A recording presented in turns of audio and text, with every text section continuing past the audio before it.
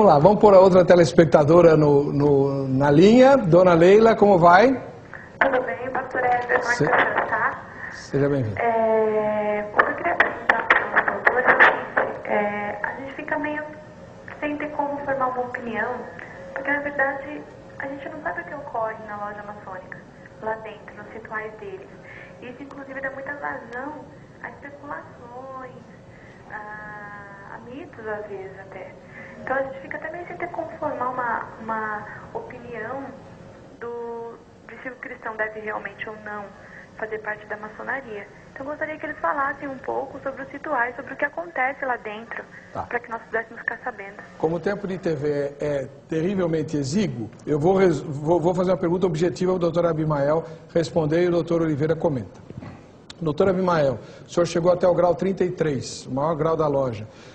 Dentre tudo que o senhor viu lá, que lhe chocou a fé, qual foi o aspecto mais aberrante, mais, como vou dizer, que lhe causou mais oposição à sua fé cristã, que lhe fez abandonar a maçonaria? Pode ser ritual, pode ser dogma, pode ser, o senhor escolhe aí, mas tem que ser uma coisa só. Olha bem, quando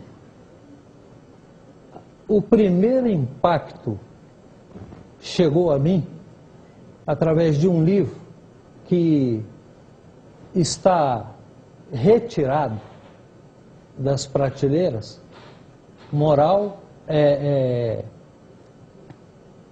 esse livro, Do Outro Lado da Luz, Editora Mundo Cristão. Editora Mundo Cristão, de William Shevlin. Ele coloca com muita propriedade esse início de nossos estudos. E a telespectadora disse aqui que ela não tem aonde se orientar. Realmente isso é uma verdade. Nós entramos de forma totalmente inocente. E é interessante que, ao deixar ir o maçom abrir a boca, ele é denominado como perjuro, traidor. Por revelar segredos. Isso. Mas acontece que, bem antes, ela foi perjura conosco, a maçonaria. E por ser potência, por ter muita influência, grande parte de graus 33 que deixam, calam-se. Mas qual foi a coisa mais... Então, veja bem, o que me impactou, primeiro foi essa descoberta que me caiu a venda dos olhos. O segundo foi o chamado do Senhor Jesus Cristo. Claro, e ele está lá em Ezequiel 3. Avisa aos teus irmãos, avisa. E é o que eu tenho feito nesses 8 anos, de igreja em igreja. Eu só falo às igrejas. Porque os comprometimentos são gravíssimos e não são retóricas, eles estão diretamente relacionados com a salvação do homem.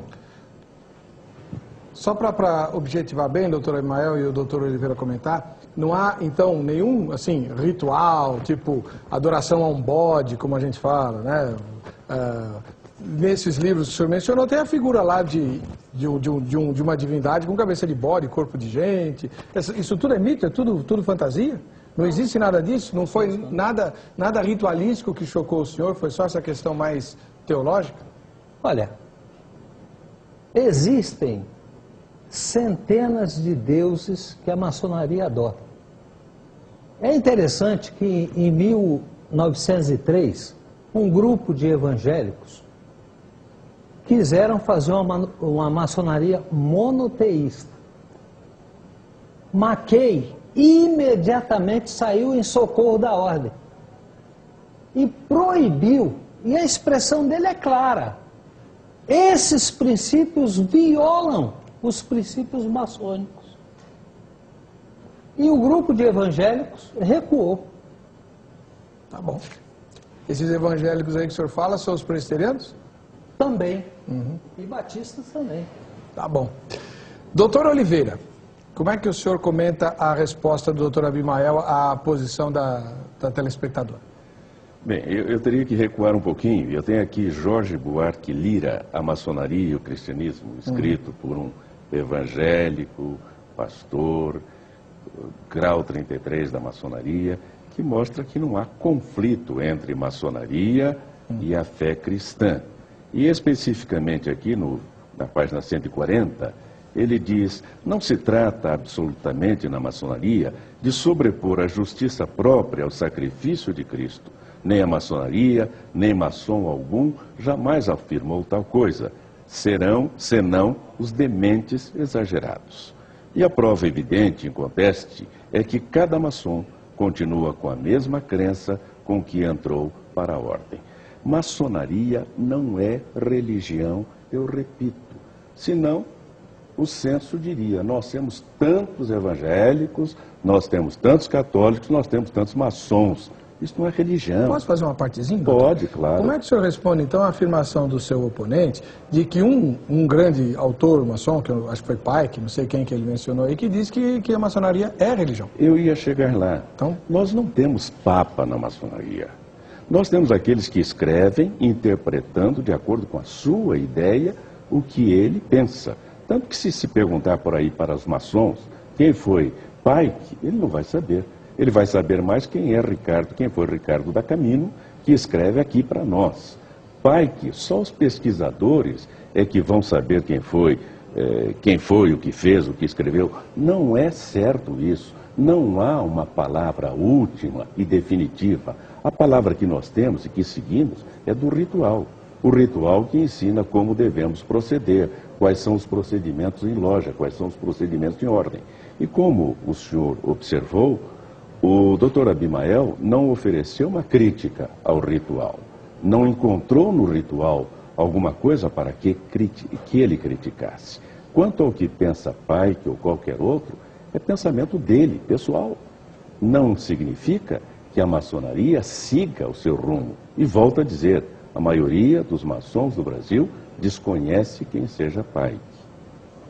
Bom, vamos fazer o seguinte, nós vamos para as ruas agora. A repórter Vanderleia Farias fez lá uma pesquisa de campo, né? Se não me engano, ela fez duas. Vamos ver a primeira agora. Vejam só. O senhor sabe o que a maçonaria faz? Não sei. É uma sociedade na qual algum grupo de pessoas se reúnem e praticam interesses comuns, e não vejo nada como ilegal ou impraticável ou imoral. E não sei se é do bem ou se é do mal especificamente, mas sei que é uma religião que cabulosa, viu? Que eles têm muito jeito e condições de manter essa religião por bastante tempo. Inclusive ela é do tempo bem antigo também. Mas eu tenho ciência assim de por alto, de ouvir falar assim por cima, mas religião mesmo, frequentar mesmo essa religião, só vi por alto falar essa religião. Sei. Tem que explico? Não é uma religião. É uma filosofia, digamos assim, onde eles aprendem uma série de coisas que eu não sei te dizer o que, mas eu sei que eles aprendem sobre conhecimentos ocultos. Seria uma coisa assim. Tem curiosidade de saber o que acontece nos bastidores da maçonaria? Eu tenho. Quer dizer, eu sei que existe, como te dizer,